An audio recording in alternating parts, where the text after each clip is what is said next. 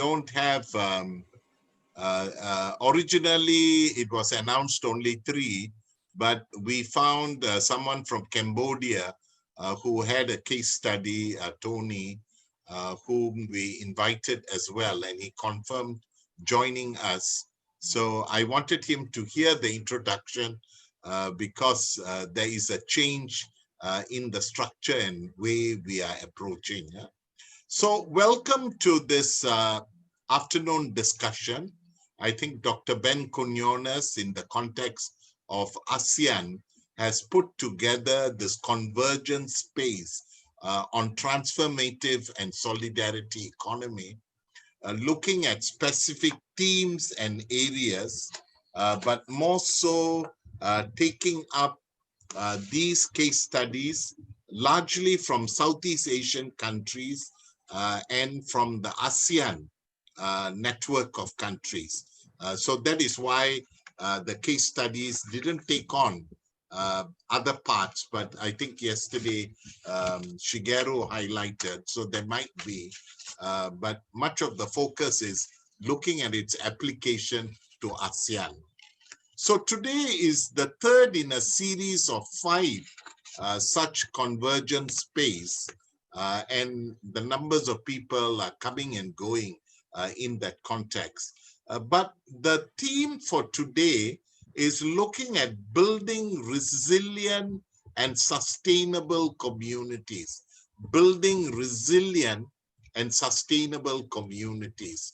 So while Ben has already introduced in the first session the social solidarity, having the 5 core characteristics: people, profits, planet,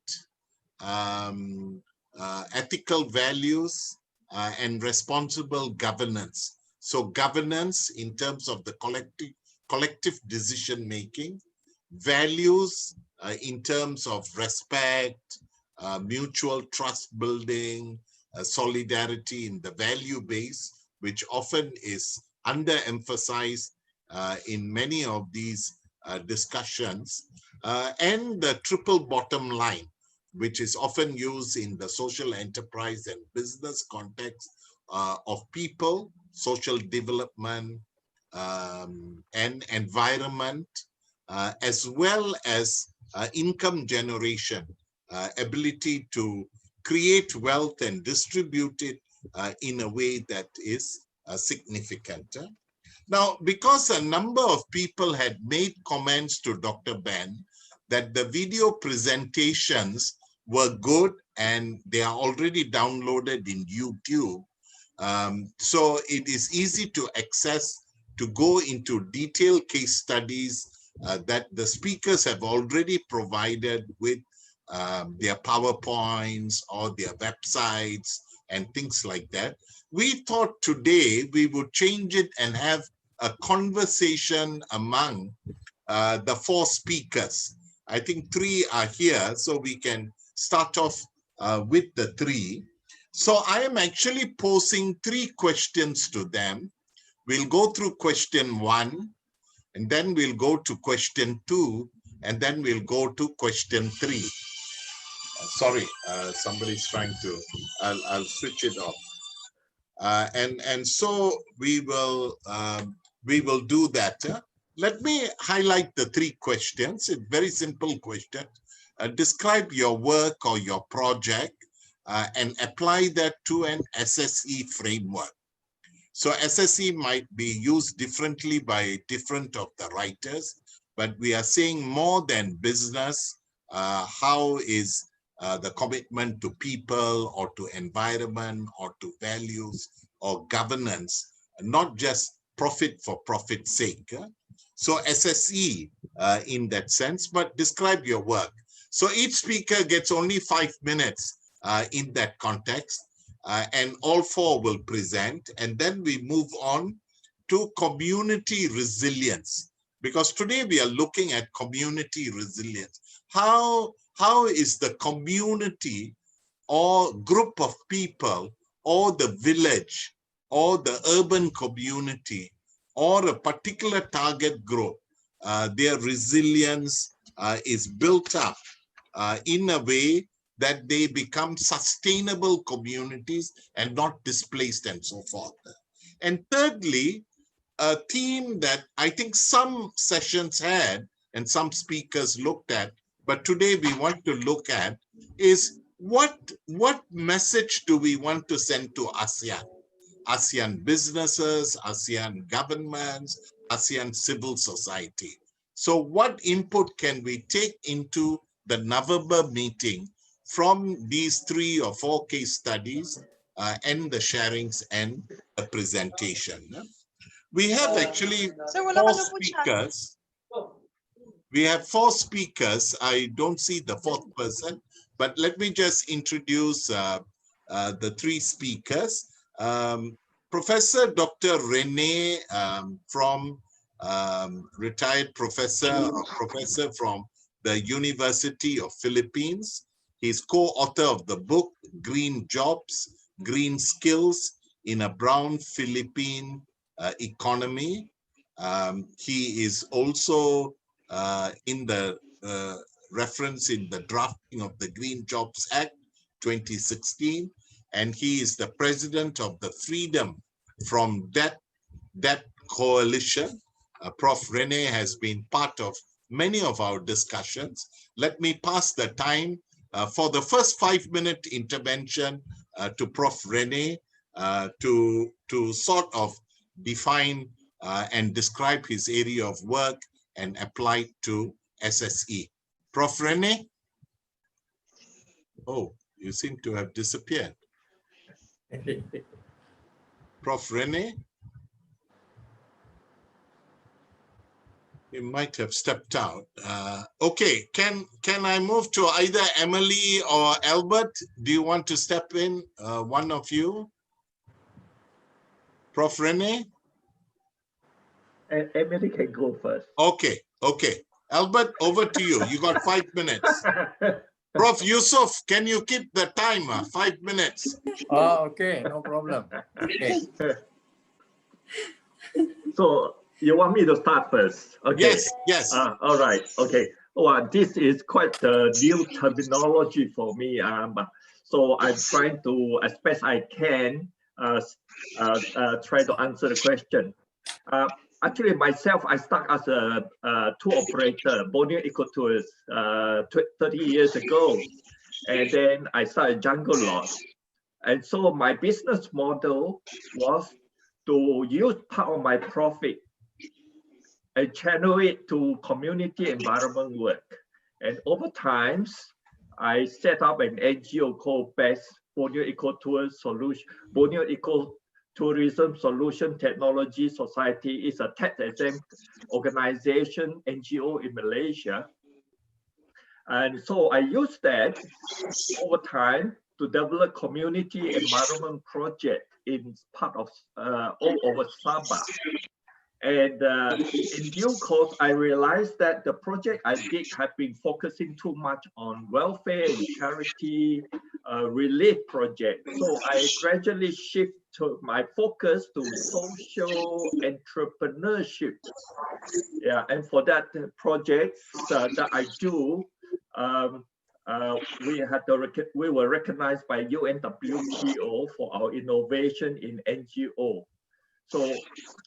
So gradually, I focus on empowering community using the funds that we get from the profit side, which is Borneo Eco Tours and Sukau Rainforest Lodge. We use that funds to build capacity in the various community that we bring our tourists.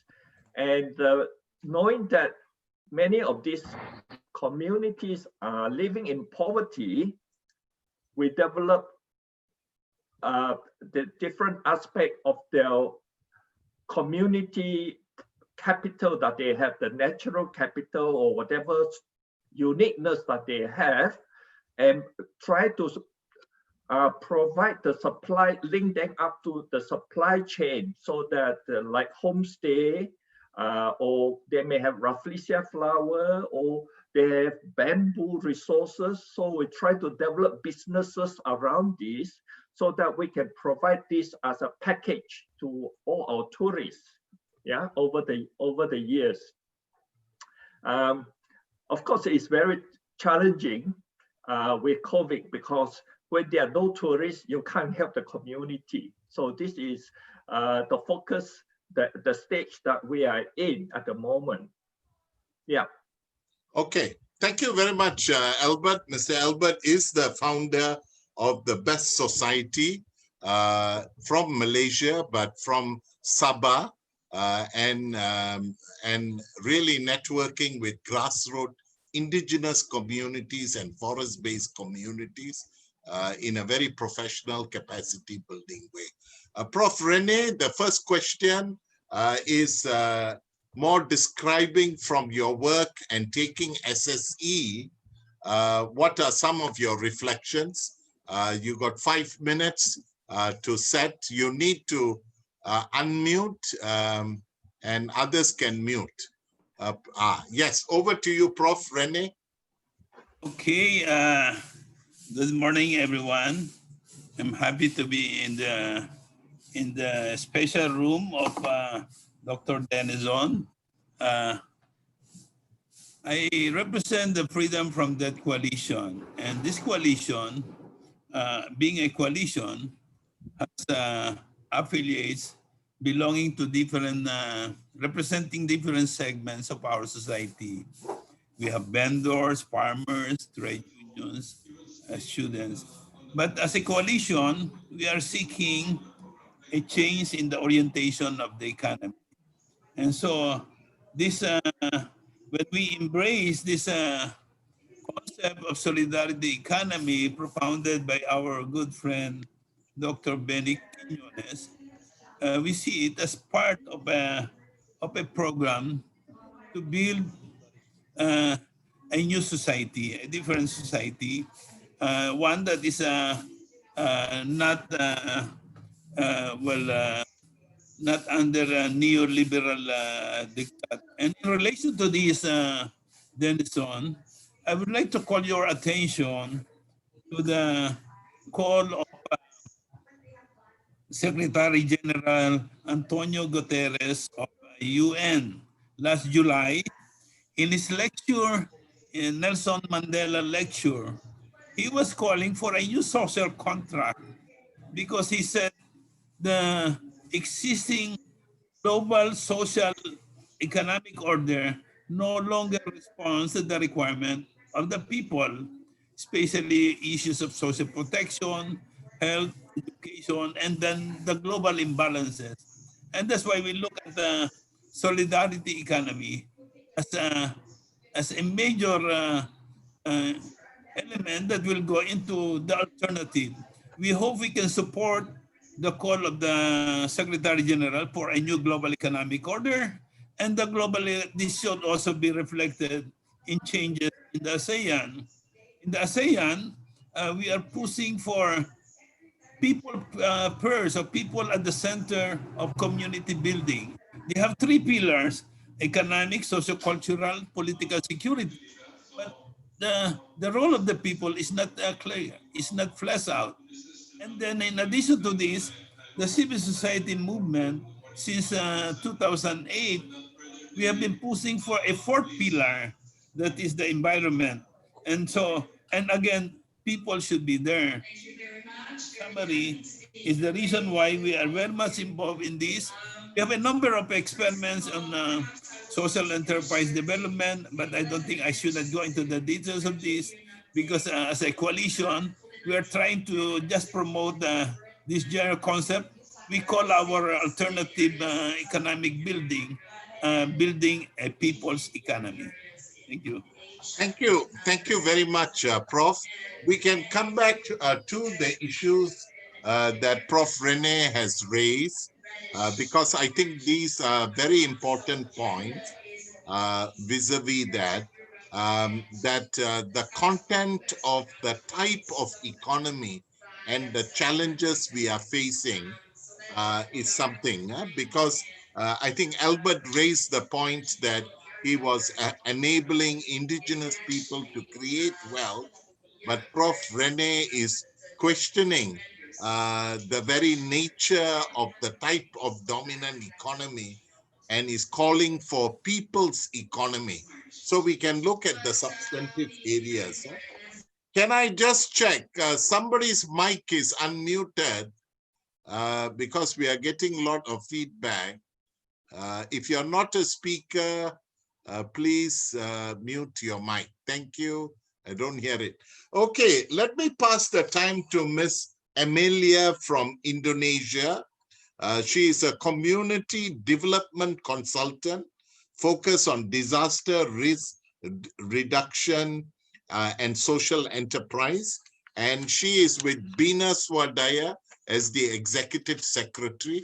Can I pass the time to Miss Emilia from Jakarta, Indonesia? Thank you, Mr. Denison. Yes. Good afternoon, everybody. And Pak Bambang Ismawan already joined with us today to help me. Between you is very nervous time. Okay, thank you. I will talk about the resilient communities, especially during the pandemic, because of our Bina Swadaya, as you know that Bina Swadaya have a vision to become a social entrepreneur institution that for its pioneer, and we also want to be excellent competency to enhancing the people's self-reliance. So because of our vision, all our activities is embedded with a social enterprise. And now we have 10 private company that we call as a program that all core business is in agriculture. We have publishing, we also have agriculture shop, we also have community development and microfinance. But in microfinance, we not only help the poor people in agriculture, but also we help people in micro enterprise. During the pandemic, as we know that all our program or our activities is going down, but the abnormal situation is agriculture have the higher activities and help us to survive from the pandemic. And that's why in the 2020 our focus program to self-reliant and to survive our business focus in agriculture. Also we help people to switching their income, their business become in agriculture basis. We also help program to help the community that get impact from the pandemic, switching their income become agropreneur. We call agropreneur because most of them live in Jakarta. That Jakarta have no land to become a farmer. So we introduce urban farming like in tourism sector that is very broken because of COVID. Tour leaders is very impactful person, and together with Minister of Tourism, we give them program urban farming program in Jakarta.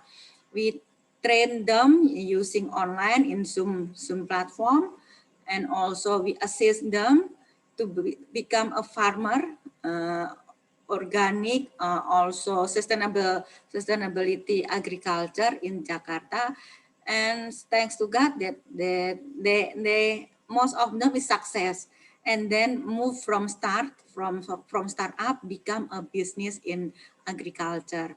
Also, we train in the rural area in Flores, in NTT. You know, it's very far from Jakarta, and they have a low income. Maybe they think, and I think that pandemic is not really hit them, but because of tourism getting down, they get impact. So the disease is not impacted, but the economic hit them because of tourism is closed. So we train them to do not urban farming, but as a vegetable producer. We train them in online platform too, and we also assist them using WhatsApp. Our challenge is because of irritable technology. So it's very like technology between East Nusa Tenggara and Jakarta. But we try to make a short video to teach them, and also we open 24-hour for discussing.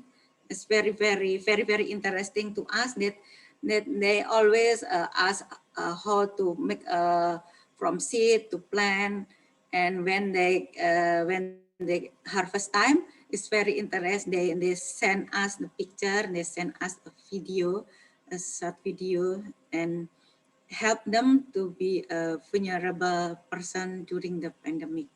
So like this, maybe Pak Bambang can help me. Pak Bambang.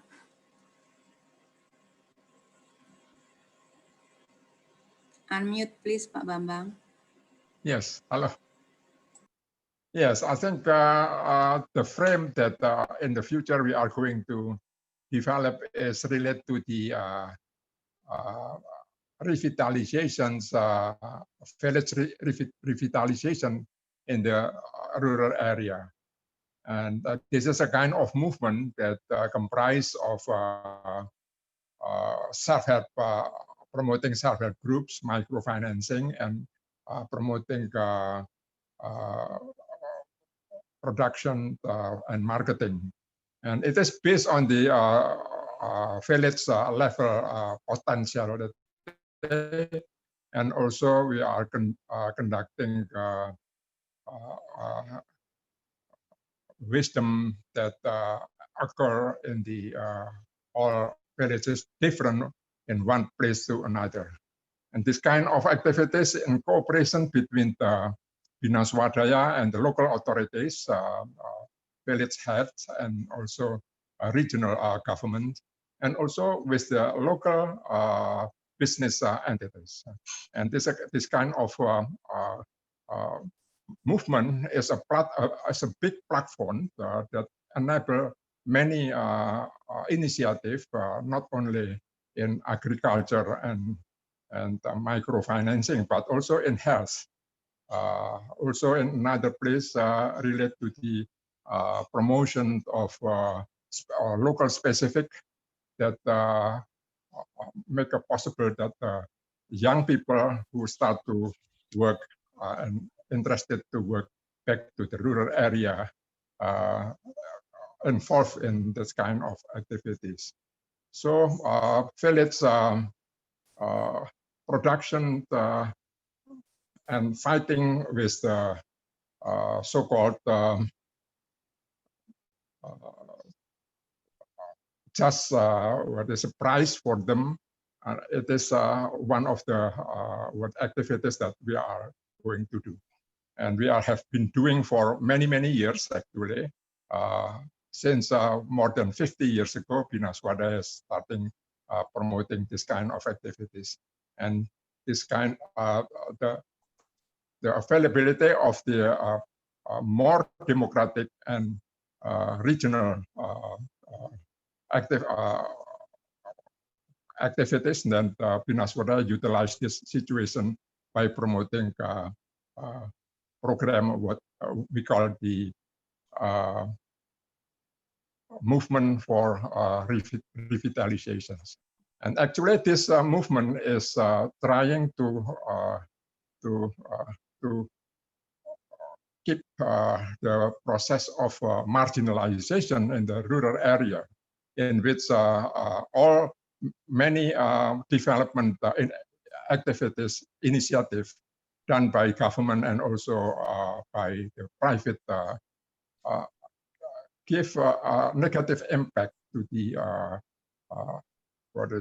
process of brain drain, the process of capital flight, because the bank are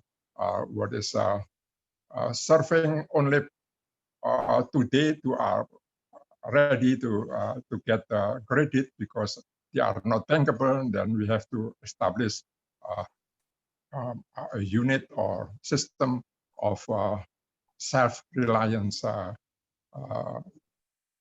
system of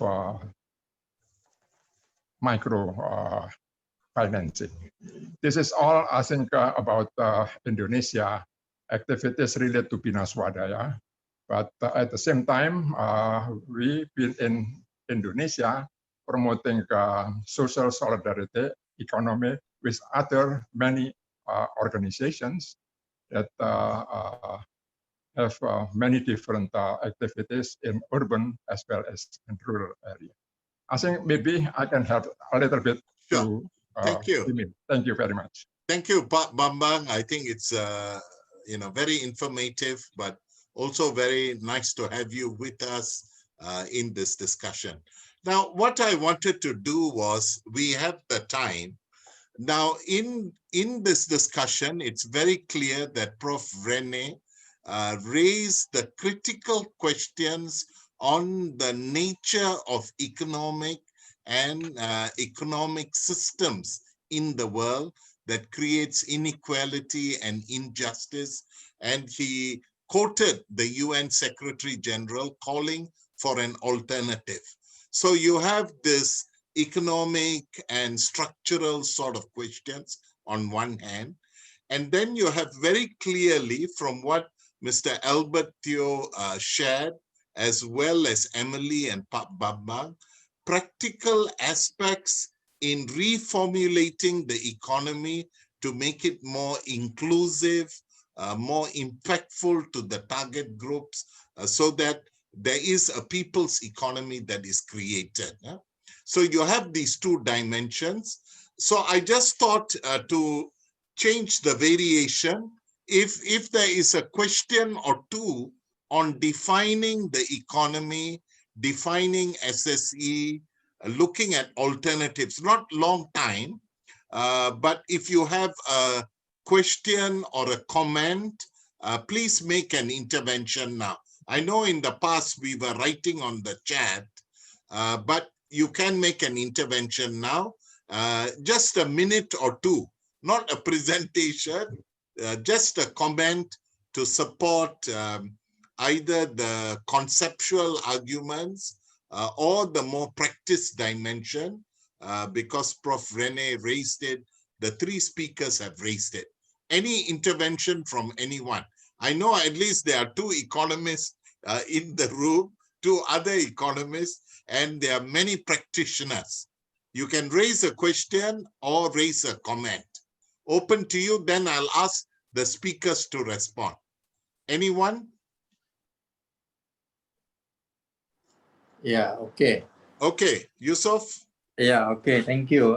Well, actually, from these three speakers, actually, although they are showing the example of the local or people economy, yeah, at their places like the one in Sabah and also Swavidaya in Indonesia, and Prof. Rene on the whole nature of mainstream economy now and their weaknesses. But I think we actually are saying that we are now proposing the economy based on people, a people-centered economy.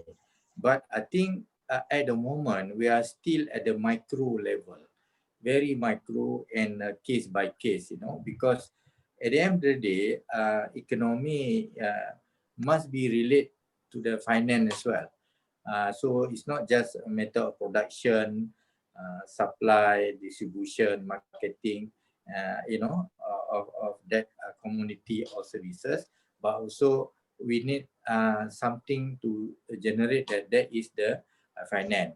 Whether the finance is also people-centered sort of finance or just conventional finance.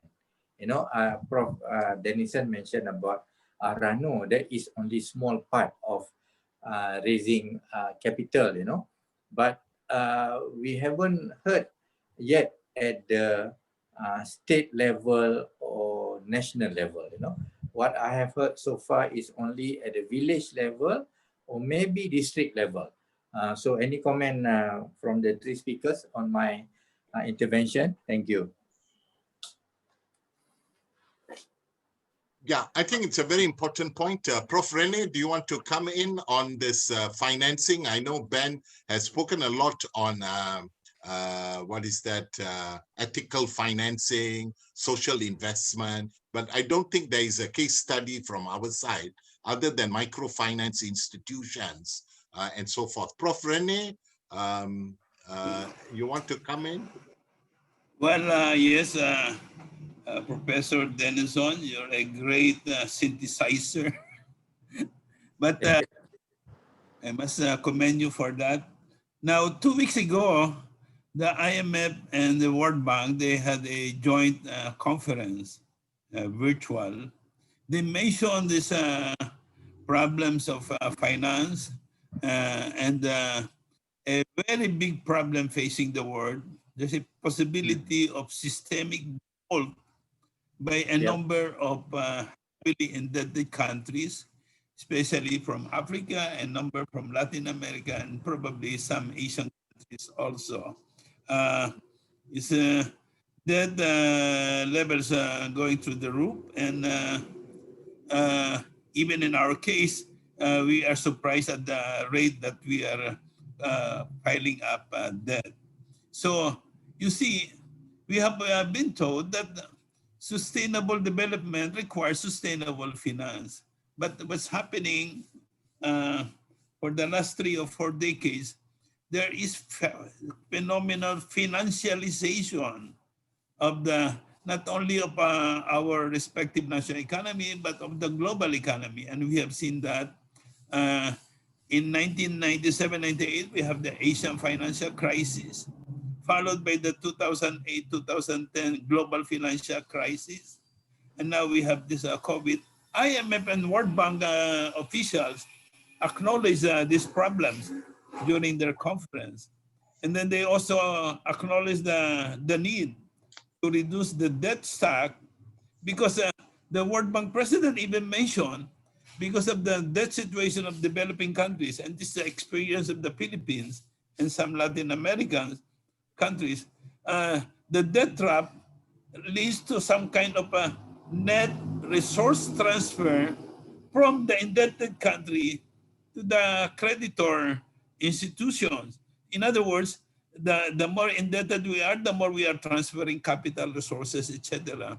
And so there's a call globally for returning banking to its original role to finance real economy, industry, agriculture, instead of money getting more money out of this speculative investment on currencies, on stocks, on land, changing land values, futures market, and so on. But the problem is this is a very complicated process. There ought to be a change. Unfortunately, the IMF and the World Bank did not come up with any meaningful solution in their conference, but the UN Secretary General Antonio Guterres mentioned that this system cannot go on. There's so much imbalances in the world. Remember, the IMF and the World Bank were established 75 years ago together with the UN system, precisely to develop a new global economic order that's more fair. But we have seen it is not fair. And that's, we are trying to have a movement from the grassroots. I see the solidarity economy as a movement from the grassroots that should succeed. Should it become stronger and stronger, we can maybe effect some changes. But it's I'm sure, very big challenges along the way. And we hope this movement, I see the solidarity economy as a movement. We hope this movement will grow stronger. Now, along the way, there are measures and alternative programs that we can raise. And then our experiences, our case studies show.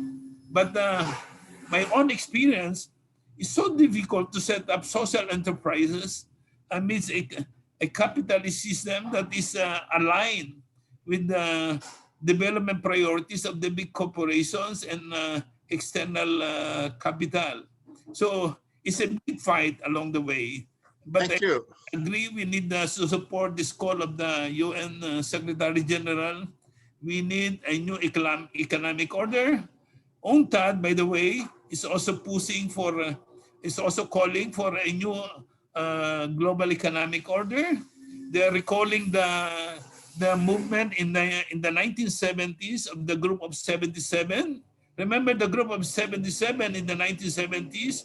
Malaysia and Indonesia are some of the leaders of this Group of 77, calling for a new international economic order. But somehow this was snowed down by this theology of neoliberalism. Now it's been proven that it's not working for the people. So like, we should join this movement to alter the orientation of the earth, of the world, in favor of neoliberalism. Is proven to be bankrupt, anti-people, but the solidarity economy should be our alternative. Thank you. Thank you very much. It's a very complicated process. Yeah, thank you very much, Prof. Rene. It's an excellent analysis, but I think the movement from the grassroots, I think Yusuf was more saying that it's all micro project case study. You need financial institutions to come in and so forth. I wanted to ask Albert, and then I'll pass to Dr. Ben. Albert, because he's really in the market, he's a businessman. Capitalist economy, in the way you are generating income, you are plowing it in your best society, can that be multiplied to such an extent that it can impact inequality in a bigger way? How businesses working out more responsibly could, or it is a difficult approach, because Prof. Rene is calling for a new global economic order, a movement from the grassroots. You are from the private sector as well. So I just thought you might like to come in, and then I'll ask Ben, and then we move on to the second part. Yes, Brother Albert. Okay. My own experience visiting all the rural community in Sabah, I realized that most of them are farmers. Okay, and most of them are engaged in self-sustenance. I think basically because the transportation cost is too high for them to bring the produce to the marketplace to sell and trade. So they are only engaged in basic subsistence level. So some of these places I see have the potential with the natural capital, the forest, the flora and fauna that they have to be developed and exploited for their long-term sustainability. And of course, the question is that they lack the skill, business skill, marketing, logistic, financial ability to manage funding. So this is where, as a private sector business or company, this is where we come in because of our management capital, the human capital that we have, the business entrepreneurship skill that we have. We can interrupt their poverty by offering our expertise to look for the potential businesses that we can help them to develop. So this is what Best Society have been focusing basically for the last 5 years. So it's fairly recent that we have been doing it. I find that this model is good because we want to give them the fishing rod so that they can fish for themselves, but you have to build the business for them so that they can get on board because they don't have this business skill. So I find this very good because this is one of the best tools to get them on the ladder of economic development, so that they don't depend on handout welfare just because they lack the skills. So they have really very little alternative other than to rely on handout.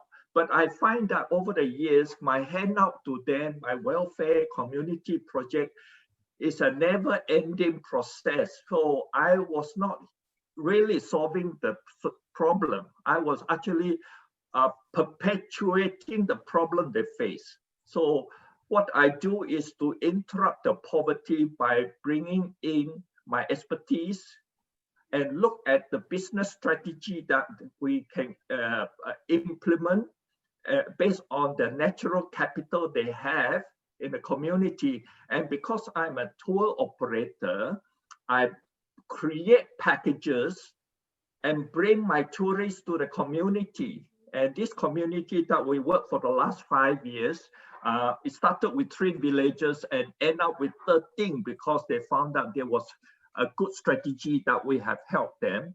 So what we do is to develop capacity. We bring them all together under one NGO we help set up for them. So every tourist we bring in to the community, we contribute. We don't say we donate, we contribute $2.50 US for this community.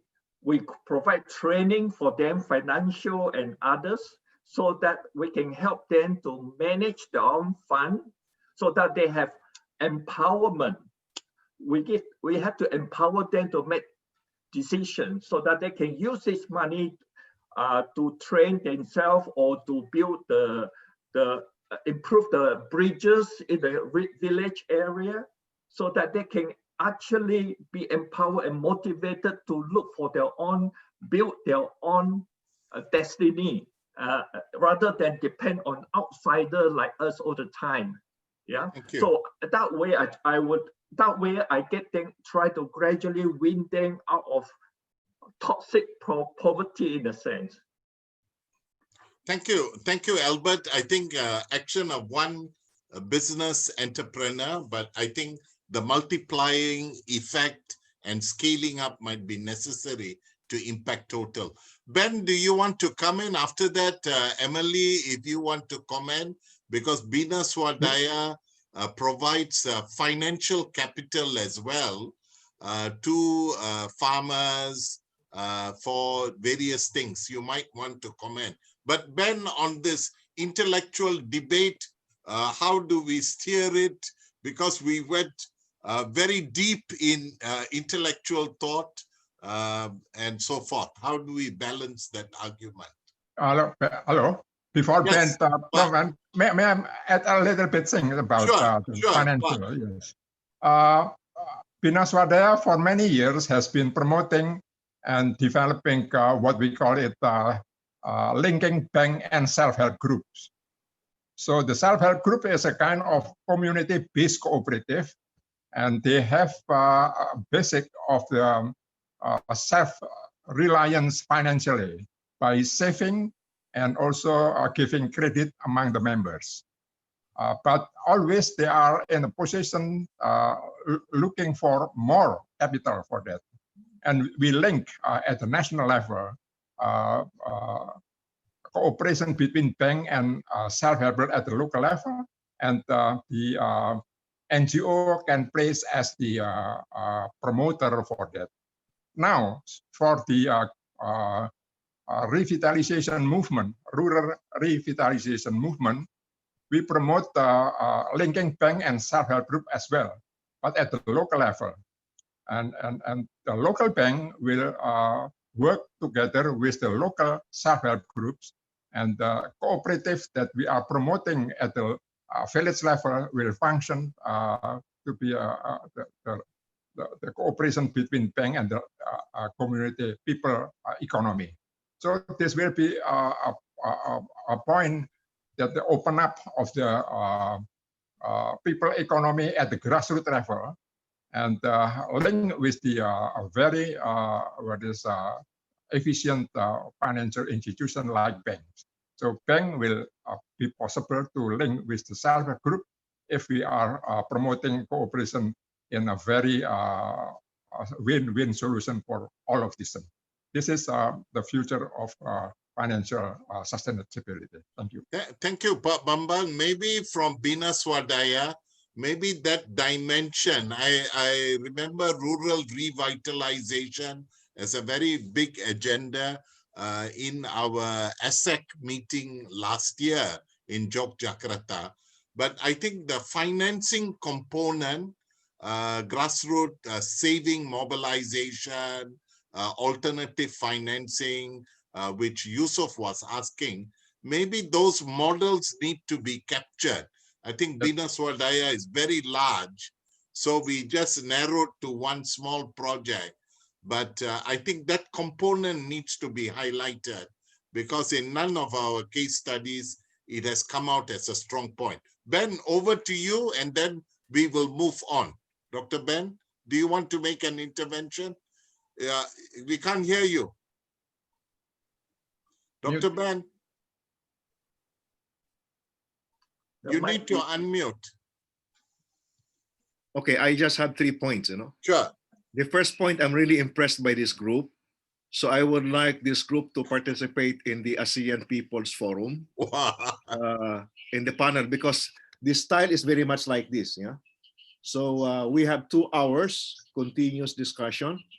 And I think this group, will be a very good to populate this forum and the ASEAN People's Forum, because the ideas here are really beyond national boundaries. Okay. Now, the Convergence on Alternative Regionalisms want us also to contribute our ideas into their space. Yeah? They will be conducted on November 6th in the morning also. Yeah. Ours also will be in November 6th. Yeah. Right after the alternative regionalism. So that's the first point. Second point, it is true that the crux, of our what might call initiative is really finance. Why? Because this is the main instrument of neoliberal economy. There is not anymore, what is called finance for the real economy, like what Dr. Ofreneo has pointed out. Money right now is basically being invested in money markets, in stock markets, not in the manufacturing, not in the production, but only in the financial market. Yeah. So they're just revolving, And when they come into the country, they just buy bonds, particularly sovereign bonds. Yeah. So this is what's happening right now. For that reason, Solidarity Economy initiative must really think of a counter financial system. Okay. Now, of course, there are alternative financial systems already in the country. For example, in the Philippines, I just attended a forum yesterday about cooperatives, and we have very large federations in the Philippines. Finally, yesterday, there was one who suggested, why don't we buy land bank, transform it into agriculture, a bank for agriculture and agriculture cooperatives. So I commented, finally, the cooperatives has, woken up, and now they are thinking big. So in other words, there are initiatives and people are already realizing these institutions, government banks are not working for the benefit of the people. They're supposed to be working for the benefit of the people. Why don't the people take over these institutions? But this kind of mindset has to be imbued by the people themselves. Yeah? Because unless it's the people, who will move and make this, a rallying point, it will not happen. Yeah? So that's why I'm today, the whole day today, I've been trying to call my friends and tell them, hey, look, this is a good proposal. Why don't we rally, and really push for this? Because if we capture this bank, I said, wow, this is a big, a big thing already. It's a one thing that we can reorient this bank for the benefit of the people. So these are the things that we need to do, because it's really a struggle, If you don't look at this as a struggle, it's only, a theoretical paradigm, we will not be able to capture, instruments. Instruments of control, instruments of economic, what do you call this, wealth creation. So an enterprise is a good means of creating wealth. And if these enterprises are held by the people, they are a means also of distributing wealth. Yeah.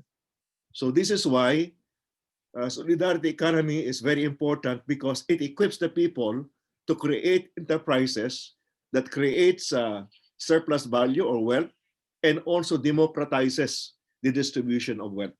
This is very, very important. What is lacking, however, is how to consolidate this. And a banking system is a very important ingredient to consolidate the small amounts of money. Yeah? So you need an institution like a bank, financial system, in order that you can really create, an initiative and finance it. To a certain extent, some of the NGOs in India, like ASEFA, has done it. But they have to have, a mindset that they should be capturing, certain national institutions, and should not only be contented with their own mini financial system. So this is the mindset that we need to imbue, because when we look for alternative economy, we have to also have an alternative financial system. We cannot do that without an alternative financial system. The third point, moving forward, Dato, no? Yes. I think we really need to populate or to continue the discussion about alternative financial system, because this is not very easy, but there are already a lot of initiatives out there. How can we mobilize the thoughts? How can we mobilize people in such a way that we can create alternative financial mechanisms? After all, the big guys are creating a lot of financial instruments. You have the bonds, you have all kinds of financial instruments, but we are not discussing this, in our forum. Why? Because many of our many of our participants are practitioners, and they're dealing with micro. So the perception is that we cannot get out of this micro because we are looking at micro initiatives, So this is the challenge, Dato, no? That Yes. it's actually bringing our discussion to a level where we can think of the bigger things. Yeah, right. Yeah. So unless we do that, unless we do that, we will not really be able to create an alternative to this financialization which Dr. Rene Ofreneo has pointed out. So this is my Thank you. Thank you. Thank you, Dr. Ben. I think we have had a very fascinating discussion from 3 interventions, and Professor Yusuf's question has stirred into a whole big area that, and as Prof. Rene said, this must be a grassroots alternative movement, which must have an undergirding of the financial. So, and Ben's challenge that holding the micro, but we really need to think big and move. And I think some of the institutions in Indonesia, Bambang's work, that they started off as very small groups, have actually become rural banks and have mobilized the savings of farmers. Likewise, in the Philippines, the financial institutions. I think, as Ben said, we need another discussion along with this.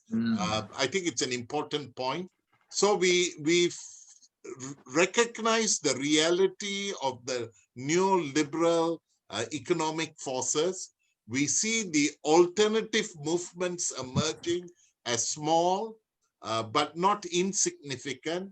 It's being recognized as a strong player, but we need to consolidate this and move forward. So from this topic, I know time is passing. We have two other sub-themes, and I want to combine the themes together so that the three speakers can intervene, and that is community resilience. Community resilience and sustainable communities. Because what we are seeing is with rural-urban migration, there is a displacement of the community. It's more empowerment of individuals. But Bambang just now spoke of revitalization of the rural economy. Emilia spoke about urban farmers and empowering them in the cities because they move from the rural. Albert illustrated very clearly about building the capacity of indigenous forest-based communities with the natural capital. Prof. Rene highlighted on debt and issues. So one is to look at how are we building through whatever work we are doing, whether it is wealth creation, whether it is consolidating solidarity, but we have shifted away from welfare sort of things, building resilient communities. But at the same time, what message can we take to ASEAN about this financial capital for alternatives, resilient communities? We know ASEAN is strong as ASEAN community and so forth, but ASEAN doesn't deal with grassroots communities. They are very weak in relating to civil society. They are very close to big business, not small business. So what input can we bring? I will again start from the same process with Professor Rene, with your input just now, IMF, World Bank, UN, to bring communities and ASEAN as a community, and Albert as well, because Borneo and its closeness to the Nusantara of Indonesia, Malaysia, Brunei, how is that possible? And Indonesia as well, and Bambang can come in, Emilia as well. So Dr. Rene, we take the two themes together and then open for discussion and see whether others want to come in as well. Prof. Rene? Okay, just a few points. Number one, ASEAN is still an intergovernmental institution. It is a very limited participation. Despite half a century of existence, it's still an intergovernmental project with very limited role of participation of the people, although it has managed to come up with some very good declarations, like Declaration on Social Protection. But of course, there's a big gap between rhetorics and reality. So the challenge really to the ASEAN civil society, well, the ASEAN People's Forum, is to push for a People's ASEAN. And this is not a new concept. It was articulated by some ASEAN Director General before, but not much has happened. So that is very important. Number two, on community resilience. You see, resilience, it is a program on disaster preparedness in the context of climate change, environmental readiness. But today, with the pandemic and the crisis, we now realize that we need a holistic approach to community resilience building, and that COVID-19, the pandemic, has bared the reality that the communities of urban poor, rural poor, upland poor, the coastal poor are vulnerable, and they're the one losing jobs, being displaced, and then their health is in a terrible situation. So what is needed is just an integrated approach to resilience building. And in relation to this, we mentioned in a previous webinar, we have to go back to the old 1978 declaration of the World Health Organization, the Alma-Ata Declaration, that every village or every community should have a strong primary healthcare unit with a doctor and some nurses, and they go around teaching people. And this can be the basis also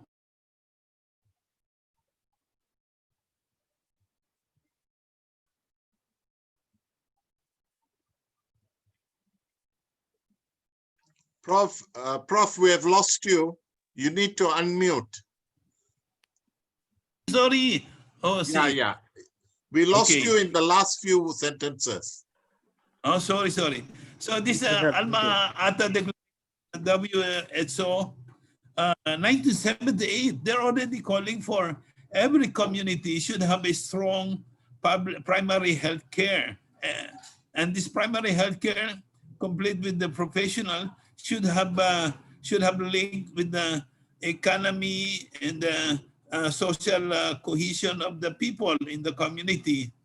Well, a few countries that succeeded in having comply with this Alma-Ata is, of course, Cuba.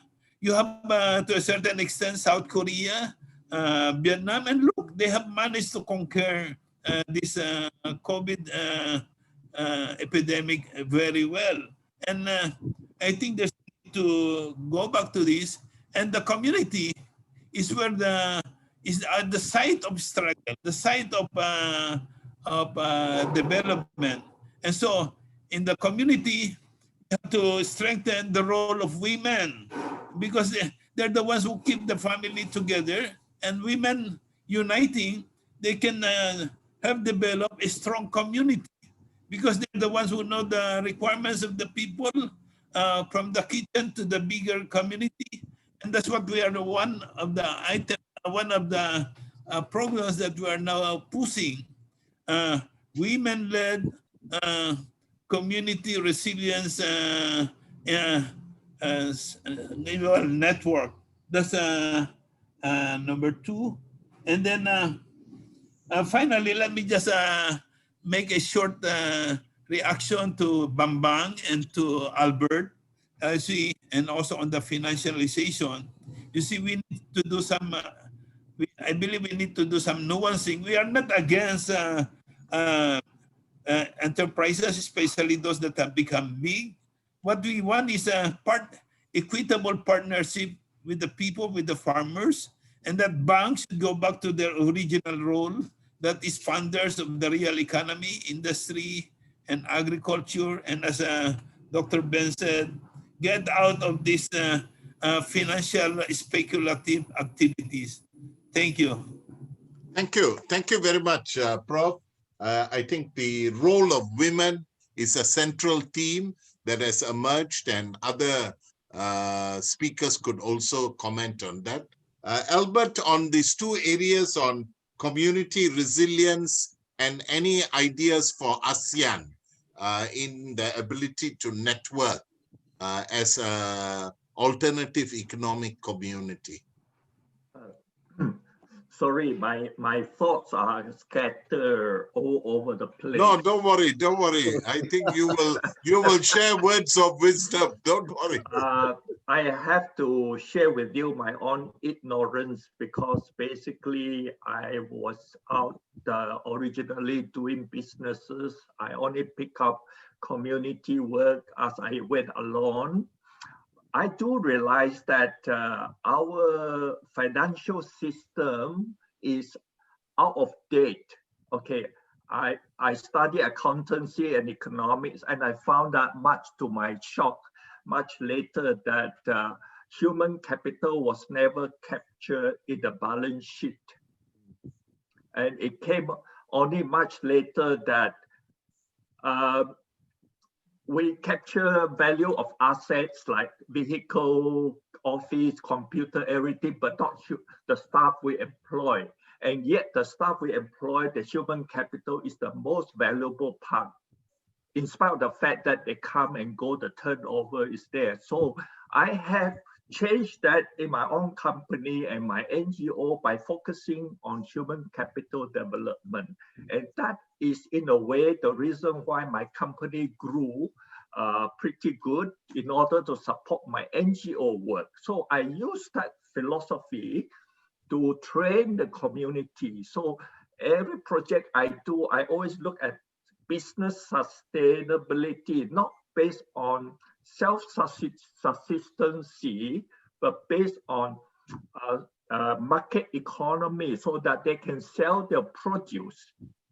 I have to admit that most of the community I work with cannot access the financial institutions simply because they don't have collateral, they don't have the skill, they don't have the capacity and know how to go to look for institution to borrow.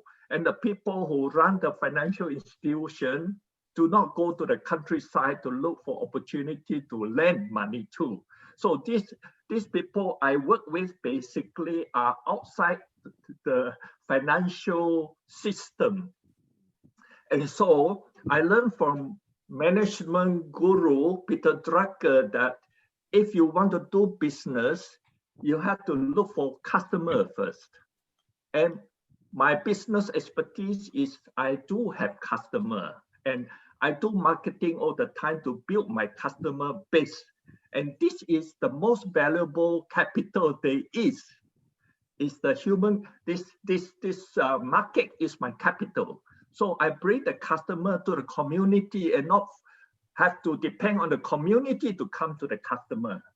So the community's biggest headache is being solved by me as a catalyst to connect the supply chain from the source to the market. And this is a capital. It's a management and business capital, which a lot of people cannot do. So we are able to overcome these basic tenets that if you cannot sell your produce, you cannot create wealth. Yeah, and community has a lot of wealth that is not being tapped. It could be forest with rafflesia flower, with bamboo, people homestay who can open up their home for homestay. And this is again very good because the women are the ones who run the homestay, and we create various projects. So I cannot do big because of my own limited resources. So what I do is, with my limited resources for my own company, I create a competition, which I learned from Bhutan. I was in Bhutan last year, 2 years ago, and I learned this thing about pitch, P-I-T-C-H. You create a competition to let the communities from all over Sabah to pitch for the money. Yeah, and we identify out of 12, we identify 4, and we give them a cash contribute as a startup capital of 5,000 ringgit. But the secret is that you don't just give handout. That will defeat the purpose. You have to train them to develop a business model based on the best pitch and follow them through so that they learn how to handle the business, how to grow the business, how to pitch.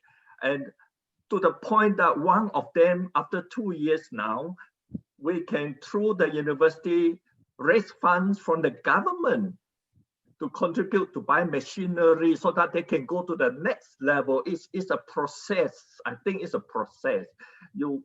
So I see this, to see some success, it takes 5 years. And to build capacity probably take 10 years for them to be sustainable. So I think that's my expertise, that is my capital that I can contribute, which is actually from my company, because I am not employed by my NGO. My NGO has a different set of staff, yeah? So this is how I work in a small way. As I see the problem, I try to solve the problem based on their situation. So it is very much every community has a different problem, basically. And we have to solve them differently. Albert, any thoughts on ASEAN? ASEAN, any input from your business on your ecotourism or any points to ASEAN as an institution? The problem with institutions, they tend to be top heavy, and they are very much removed from the community.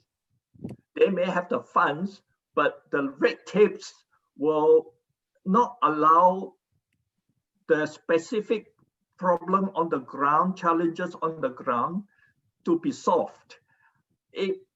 I, for one, for example, I could never possibly tap into ASEAN on the government level. I would never have a chance. But I am able to solve a lot of problems at my own level. So if you talk about ASEAN, I think the business model that I learned from Bhutan is quite good. If the government allow for people, NGO to have a certain amount of grant,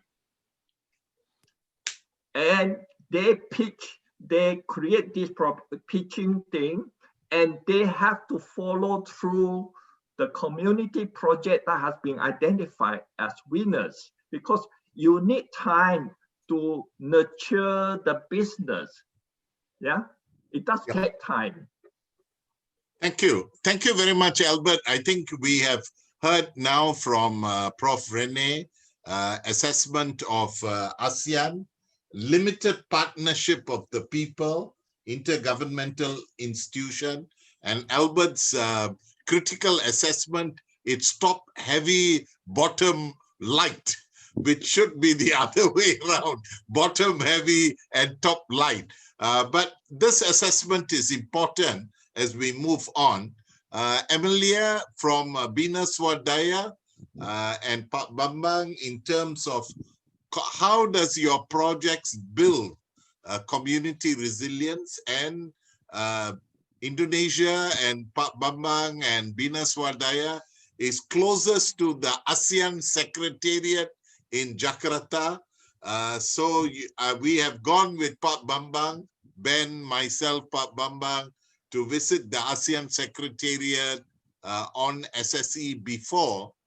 Some views that you want to share before I open up for questions and comments and feedback. Emily, and then to Pak Bambang. People said small is beautiful. Okay. Other people say that big is better. I like to say that small and big are necessaries. And it's happened that we are linking the small organization, small self-help groups to the big organization like the banking institutions. And it is possible if there is some kind of facilitation among the so-called NGOs. In Indonesia, we call it Lembaga Swadaya Masyarakat, or self-reliance institutions, promoting self-help group, etc. And this is possible. And I think the prospect for in the future, this kind of cooperation should be necessary. And the result was the non-performing loan was reached less than 5%. So this is a very small one. So I think the prospect of cooperation between big and small, I think in Indonesia is possible. With this new president, Joko Widodo, I think also promoting this kind of activities. So we and NGOs or community organizations are very open to cooperate at the local level, at the village level, and it will develop into the cooperation in the regional and even national level. I think that kind of process should be encouraged both by many organizations, government, private, and also non-governmental organizations. Thank you. Thank you very much. Emilia, do you want to add? A little add from Pak Bambang. As community development consultant in Indonesia, I think that our atmosphere now is getting better than several years ago, because now all of ministry from social ministry, also in agriculture ministry, and Bapenas, is have a program for grassroots. All of program because of like Pak Bambang said, the village revitalization, that village have own money that central government give them 1 billion per year, and this is the autonomy village that they can use for anything, but they have in ministry always work in the village, and now for resilient communities is more easy than past years, because if we hand in hand with ministry, with local government, especially also work with corporate that have office that have in the village, we can work together with them. And because of pandemic, we agree, highly agree that resilient community is similar with resilient in income, because if they have enough food, they have enough money, they have enough local communities that they can work anything in the village. Pandemic is not and they not will broke everything. Because in Indonesia we call as a gotong royong, work together in the village, make more community can be resilient than others, and work in the village, revitalize the village is a root from the country, like Pak Bambang said, something like that, Mr. Denison. Thank you. Thank you very much, Emily and Pak Bambang. I think we have had various views on community resilience. I know there are 1 or 2 comments, but I would encourage people to speak up. We are not a very large group, about 23 of us. So does anyone who hasn't spoken want to raise a question or a comment? We are taking up 2 parts. Community resilience, you can look at indicators, you can look at social cohesion, just now role of women, an integrated approach, every village with a health center that links beyond, human capital development of the target group, the vulnerable group, and that's the most valuable in terms of its investment, and then linking the small to the big. So various suggestions were raised from the experiences and examples from the ground just now and its impact. Any thoughts and questions? I know a lot of people have switched off the camera, but you can on your camera and look at each other. We are like in a conversation together. I know we are not in the same room. I have water, no cup of tea as yet, coffee, but we can on our cameras so we can look at each other. And Jay, I know you had some points. Would you like to give an observation or a comment? I know you had some guideposts that you have posted. You can highlight them. Jay Sharma? I'd be happy to. Can you hear me okay, by the way? You can hear me okay. Thank you. There are a few points. Let me try to piece it together. I really just appreciate the time. One is, what is all this about? I mean, if we start small, I note that a number of people are saying you have to have big ideas in order to be able to cope with the scale of the challenges. We're not talking about tinkering with small matters here. This is planetary and existential things. So I would really urge everybody to be kind of bold. And I think the boldness has to almost start with challenging, I think Dr. Ben has talked about the financialization of life itself. Let me give you just one example of this. So much happens online, and we are all connected through Facebook and other similar platforms. This is a competition for our time. This is the only resource that everybody has in equal measure. We all have 24 hours in a day. Nothing else is equal in life. So this sounds a little bit philosophical. So, but when business starts to financialize even that resource, which is time, I think as communities, we have to have some kind of an intellectual framework in order to resist what has happened, which is the financialization of everything, what we hold in common, yeah, the thing that gives us the quality of life itself.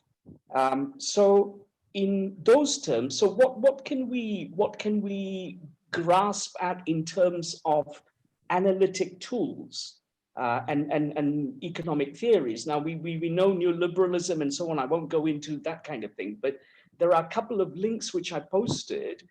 One of which goes back to this limits of growth report, which came out in 1972, which already anticipated the issues that we face now, some nearly 50 years later, which is that we live in one planet, and the way in which we address issues around resource limits will determine the choices that we make. So I would simply urge you to look at this and a more modern, or more recent, I should say, theoretical approach, which is degrowth.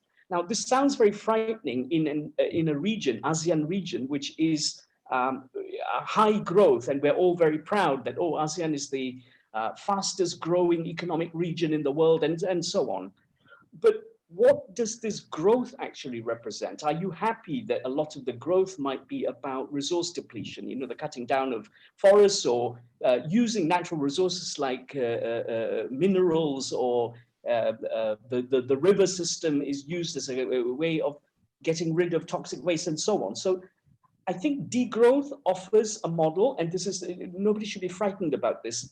One of the biggest problems is about wealth accumulation by the, let's call it the 1%, and the ones who don't have, having to fight over allocations, relying on things like aid and welfare programs. This, I think, is an imbalance, and I'm not saying we should have a kind of, you know, whatever communist style revolution, and it's not about that, yeah, but it's about equity. And the final point I want to make is that in terms of resilience, I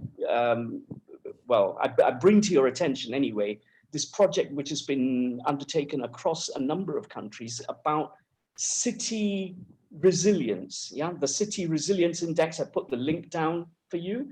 I think that one of the ways in which we can come together to talk about these things is within a framework which is already kind of, you know, at least tried and tested.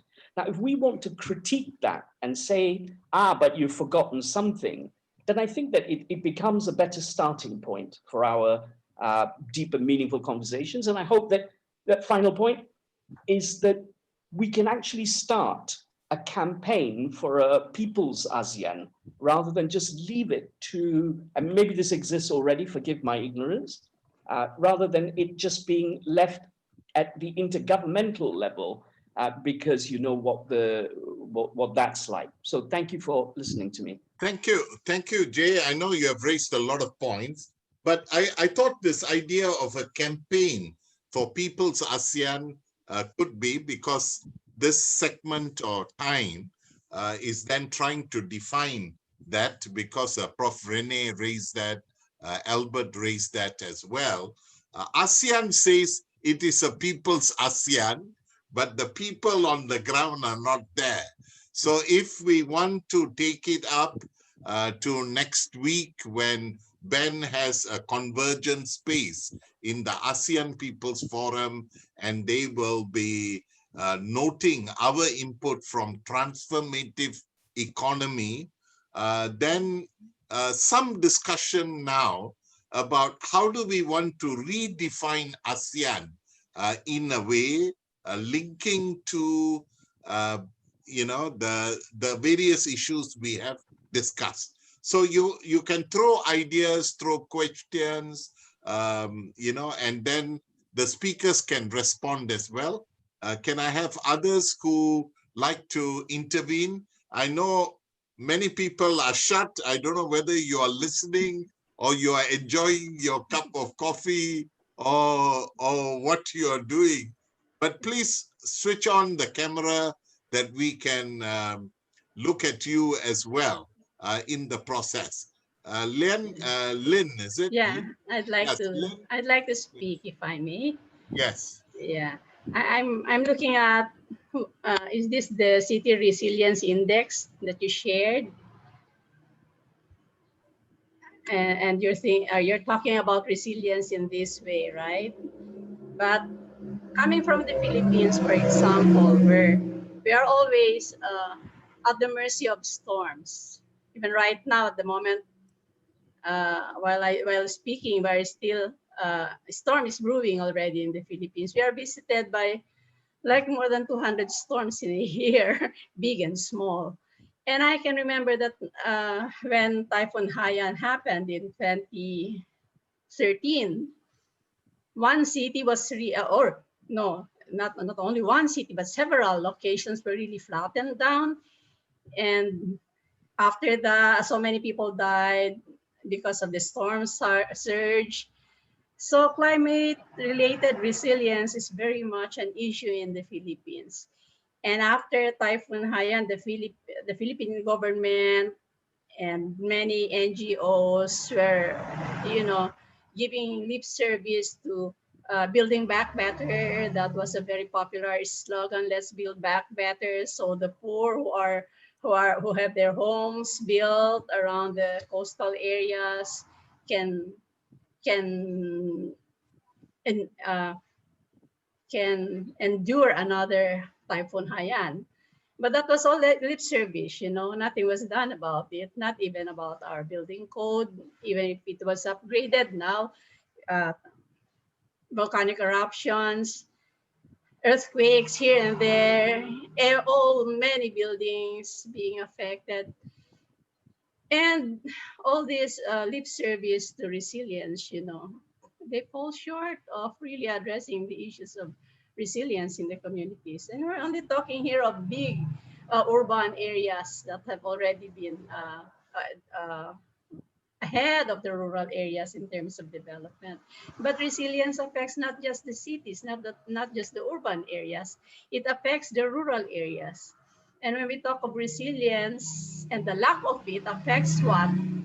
The poor and the marginalized more than those who can survive any earthquake, any storm, who can build back better when their homes have been demolished because of these calamities.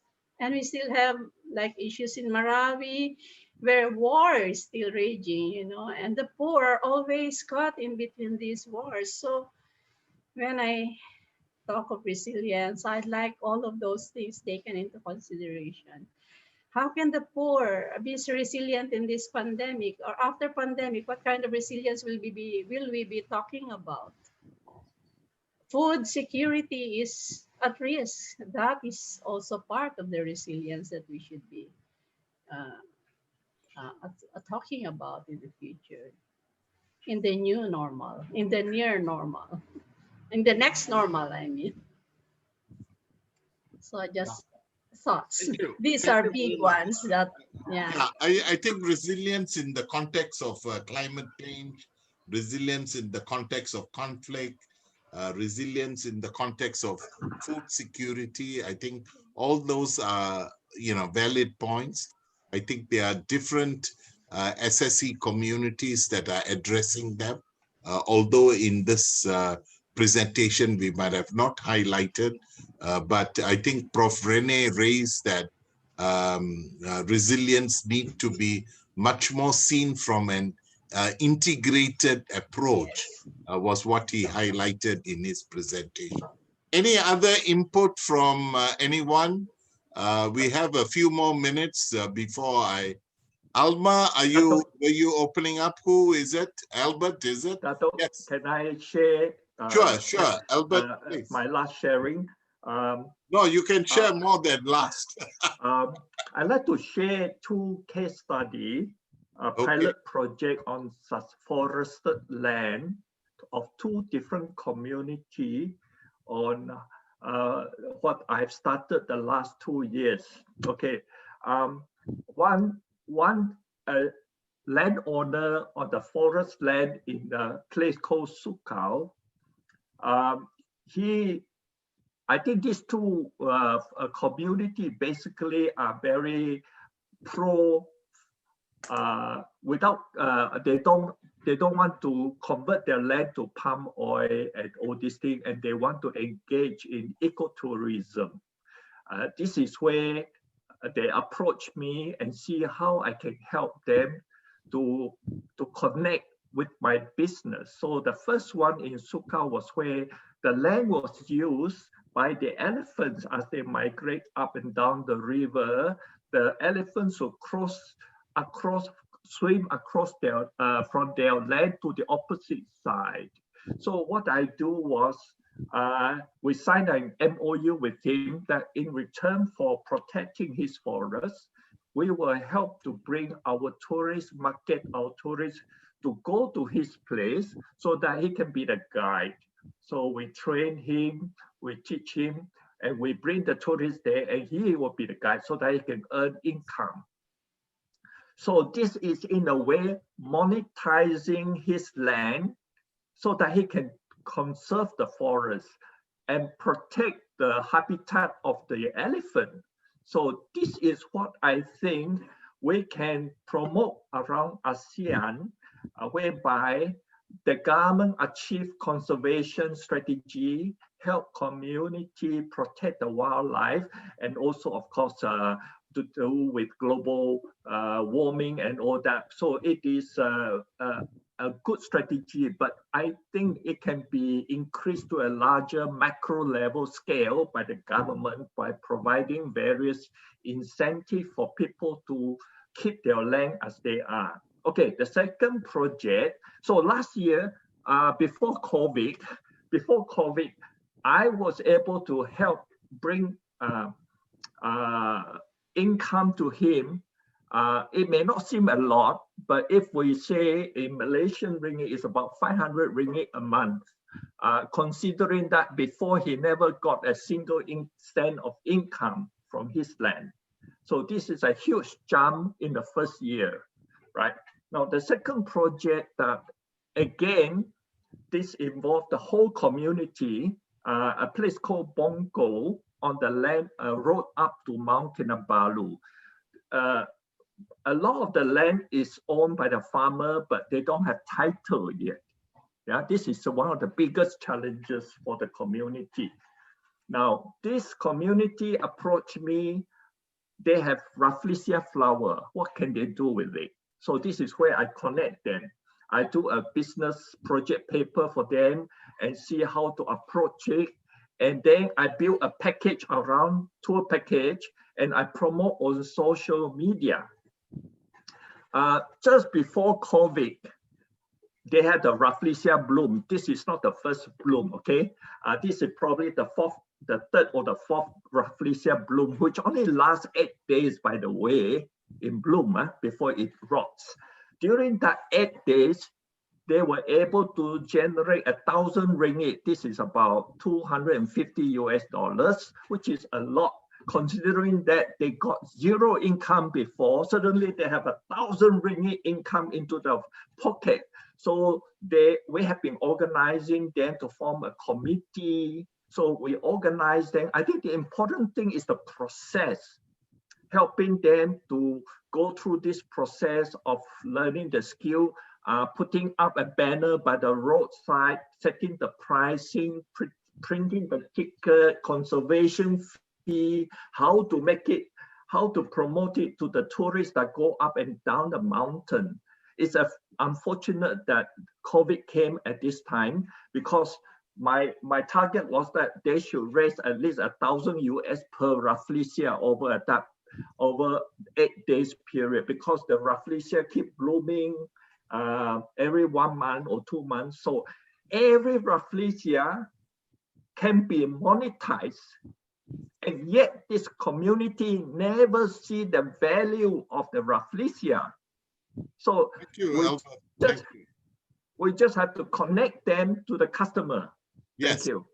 Thank you. Thank you very much. I think the two illustration of your initiative through the Best Society and your business venture with local community, I think it's quite significant in the way you have illustrated.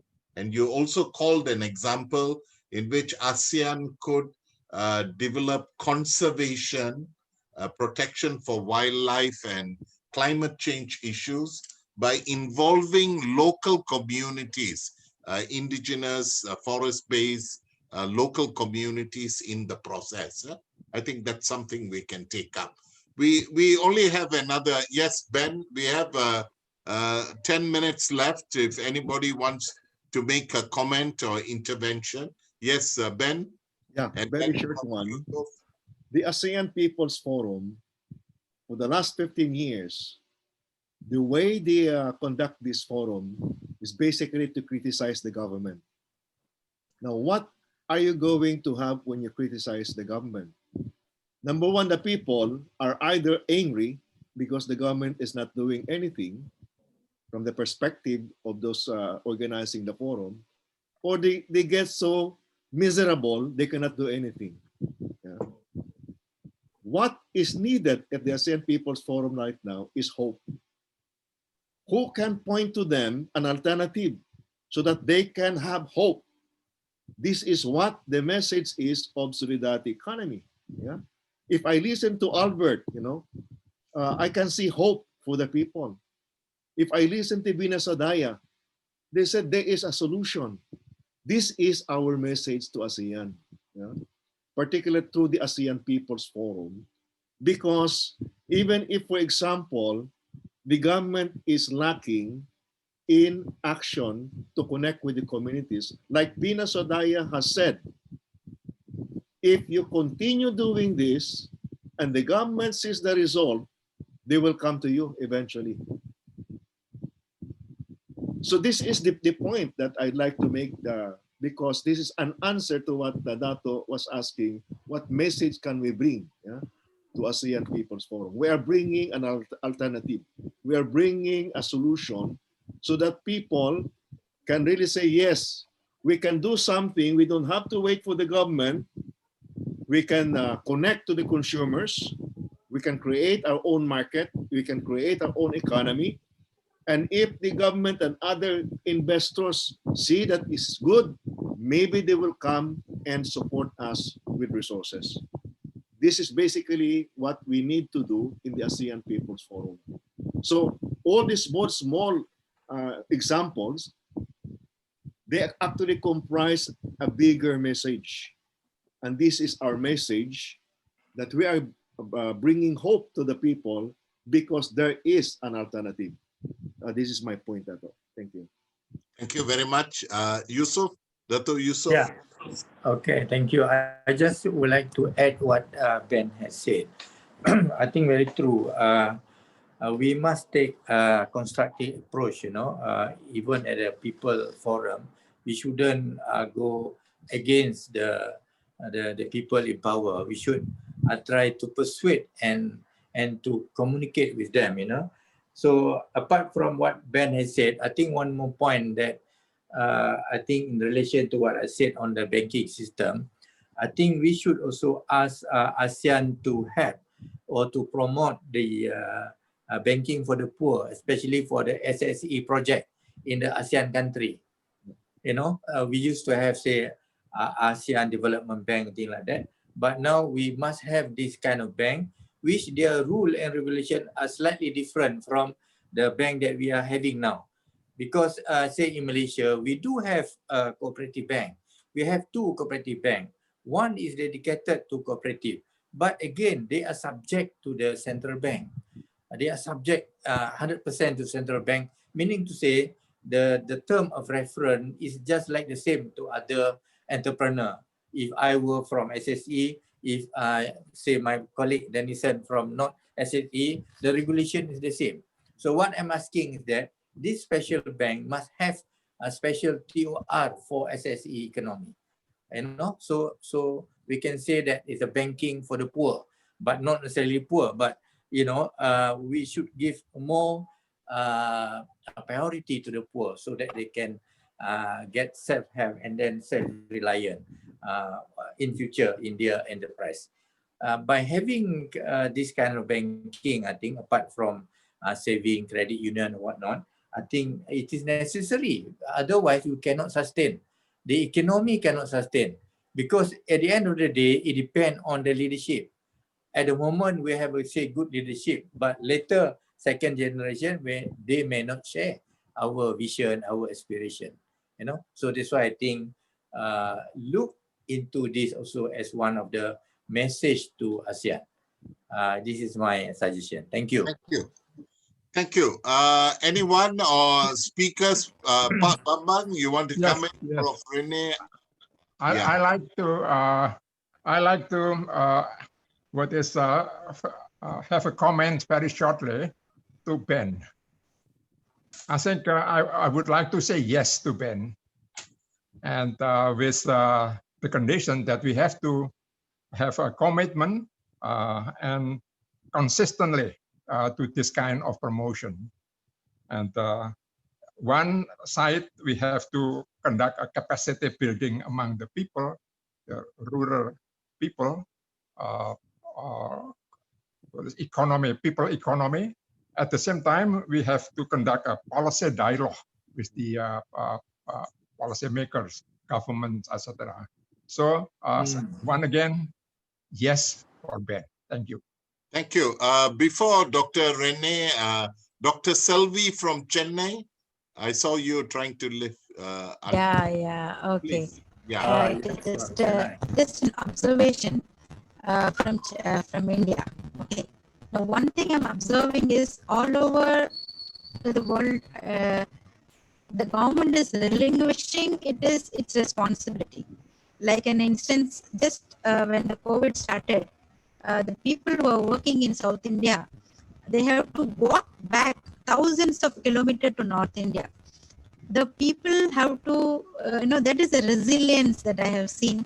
And people themselves have to help each other. It is, overnight we have formed one WhatsApp group, friends from different cities, and trying to help these walking migrants, with food and water and supplies, just coordinating various, just friends across India. It is only we people have to help these people. The government does not done anything to this walking migrant laborers, and they worked for maybe a decade here, but they didn't have any savings. The government has not really looked whether they are properly paid for. Most of them were like a laborer, just hand to mouth. They were just kept in their premises, given them food, and they were not even given proper wages. And after the lockdown, the company shut down, and they were not provided with anything. They had no.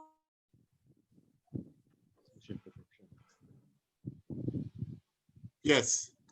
Tamil Nadu to Bihar, Tamil Nadu to Orissa, they walk the resilience that I have seen. And thank you. We lost you, Dr. Selvi. Thank you.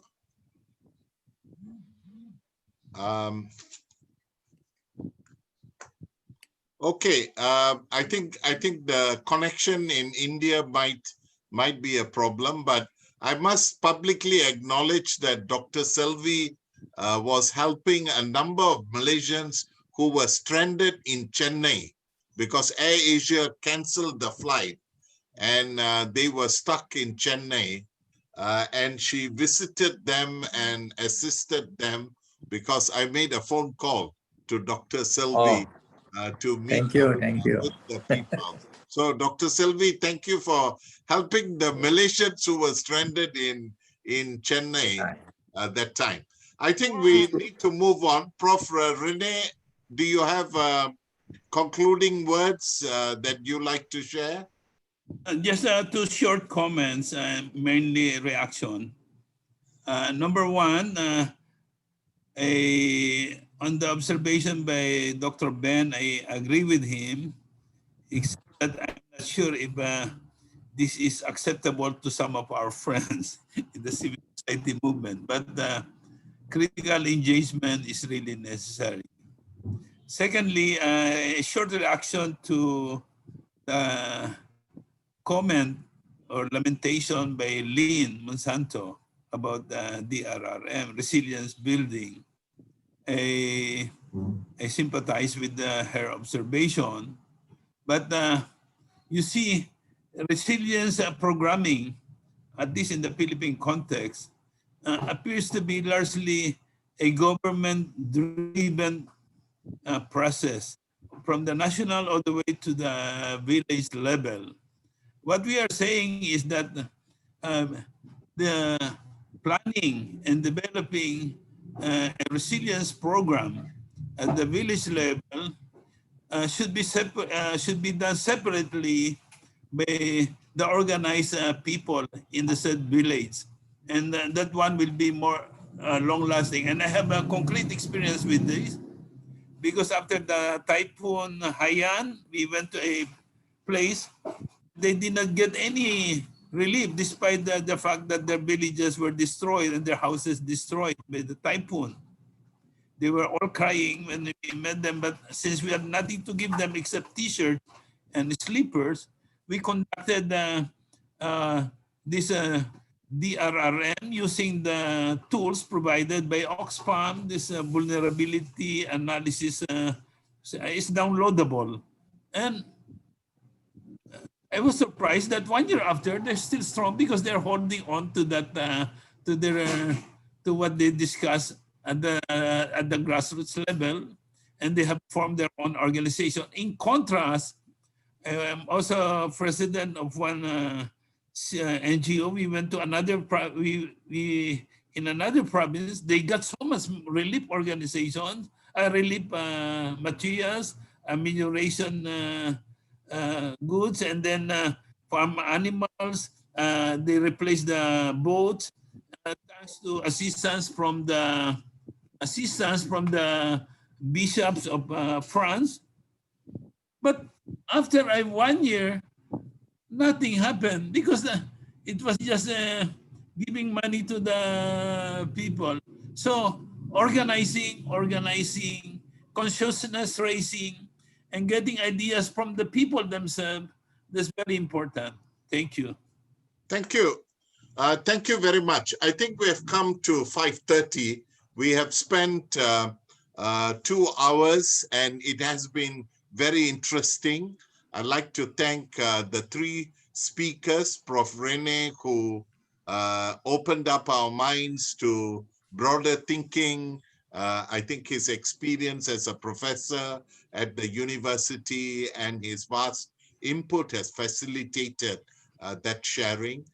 Thank you, Brother Albert, for your business experience, for your experience in working with local communities, not doing charity, but empowering them, building their human capital, and empowering them in conservation, but also wealth creation. Thank you, Emilia, and also Pak Bambang. It's a great honor to have Pak Bambang with us. I think since we started Zoom meetings, it is possible to interact with Pak Bambang, and that is very interesting, and thank you. And also for the different ones who have intervened. This is a learning journey and a process. I want to conclude with 5 points that I noted. These are not my points, but points that you raised. And I was looking specifically because Ben also gave me an assignment next week when we meet in the ASEAN group to sum up or highlight. From what you shared today, I see there are 5 messages that one could take to ASEAN on the themes that we discussed. Firstly, ASEAN needs to recognize the challenges faced by vulnerable communities in all the different ASEAN countries. While we heard Malaysia, Indonesia, Philippines, the vulnerability experience is similar in other countries like Thailand, from other case studies, Cambodia, Laos, Vietnam, and so forth. At the same time, these communities are resilient. I think what Prof. Rene just highlighted to us, they are resilient, they are able, they are not looking for charity or handout, but they are looking for opportunities to be part of mainstream economy. So that's the first point. Second, I think it has come out very clearly that ASEAN must be truly a people's ASEAN, not an ASEAN just of government, not an ASEAN just of big business, but it must be from the ground, grassroots movement where ordinary people and local resilient communities across the landscape of ASEAN to be part, to make ASEAN 2020 and beyond to be a people's ASEAN. Thirdly, it came out very clearly that the SSE movement can show solutions, not just description of problems and challenges and critical analysis. SSE in ASEAN through ASEC and our partners can show that whether it is micro or large, the collective experiences of SSE is providing alternative solutions and addressing in a very concrete way, big or small, various institutions, financial, conservation, all areas, wealth distribution, people's empowerment, in very viable institutions that have been built. And ASEAN needs to recognize the solution driven. That's the third point. Fourthly, we are calling ASEAN to facilitate new developments in terms of effective networking with grassroots organizations, A. B, financial institutions, like this idea of banking for the poor or bringing the grassroots banks across ASEAN, alternative financial institutions, the cooperatives, or ethical financing, social investments, that ASEAN needs to facilitate that. B. C, it was highlighted capacity building, whether it's rural, urban, and so forth. D, policy dialogues that ASEAN should facilitate this. Fifth and finally, that ASEC as a whole should continue in its engagement, not just with ASEAN People's Forum, but also the ASEAN Secretariat, as we did, I think, in 2014 or 2015, where Pak Bambang, Dr. Ben, myself, Ira from Jakarta, we visited the ASEAN Secretariat, we visited the ASEAN ministers. Subsequently, in 2015, we had a discussion with global movement of moderates in the ASEAN. And then in 2016, we met at the University of Philippines on ASEAN Policy Forum. So the engagement with the ASEAN Secretariat and even ASEAN Foundation might be a way forward. So 5 points, I will put it down in writing and I'll pass it on to Ben. And I'm sure the other forums would have generated this. Thank you very much. Actually, this idea of stopping the videos and listening to each other was suggested by our sister Juliet from Singapore, because she said you can listen to the video anytime, but you can't listen to someone, and you know, whether it's Albert or Dr. Rene, correct. or Emily, and we had the double bonus of having Bambang with us as well. So thank you very much, and that's it for today. Tomorrow is another day. Chandra, is there any announcements for tomorrow? Because you have another set of people with Con Onsen as the moderator tomorrow, and Professor Yusuf on Friday. Chandra, any announcements? Yes, I have posted the information in the chat box for tomorrow. Or But tomorrow you can topic just is, tell it. You can tell it, and then we'll conclude. yes. Our tomorrow topic is food sovereignty and agroecology. I think we will use the same format as today, and the next Friday we will have another topic. Is social protection for informal worker. So the method to join is just the same like today, and we will pass you the link for tomorrow and also for Friday via the email.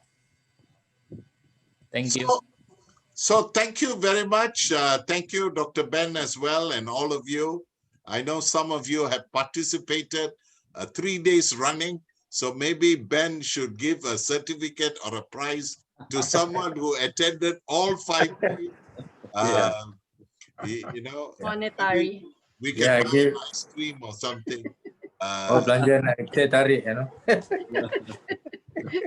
Okay. We will also Dato Denison, Yes. we will also disseminate, you know, the link for registration to ASEAN People's Forum. Yes. Okay. Which everyone to register. Yeah. Yes. Thank you. Because I think this is like preparatory meetings that Dr. Ben, who is part of the organizing committee, put together.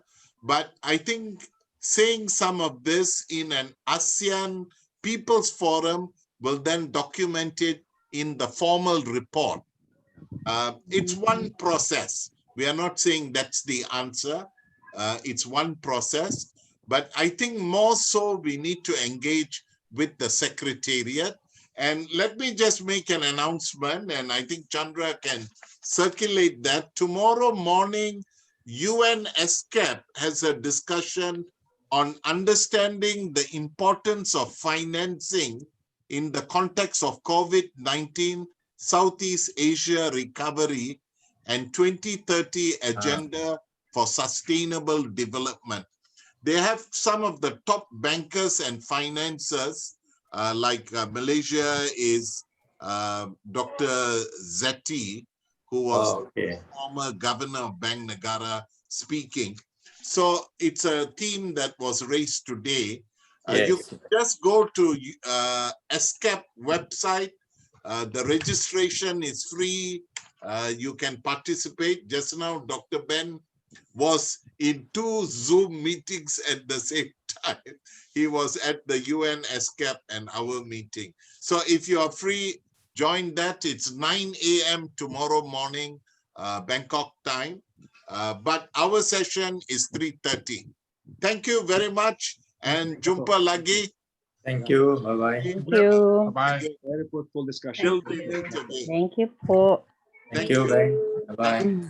Thank Can you. I ask Dr. Ben and Chandra to wait on? Yes.